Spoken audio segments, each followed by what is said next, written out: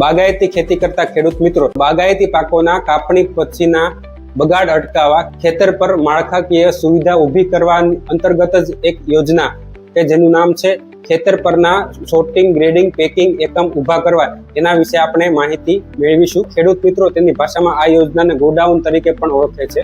50 ચોરસ મીટરનું બાંધકામ કરવા માટે એકમ ખર્ચ 3 લાખ રૂપિયા છે. અને જો મશીનરી અથવા તો સોર્ટિંગ, ગ્રેડિંગના સાધનોની વાત કરવામાં આવે તો 1 લાખ રૂપિયા એકમ ખર્ચ છે. આમ આ યોજનામાં ટોટલ એકમ ખર્ચ 4 લાખ રૂપિયા છે. અને જો સહાયના ધોરણની વાત કરવામાં આવે તો બાંધકામમાં 3 લાખના એકમ ખર્ચ સામે 50% અથવા તો મહત્તમ 1.5 લાખ રૂપિયા એટલે કે 1,50,000 રૂપિયા સહાય મળવા પાત્ર છે.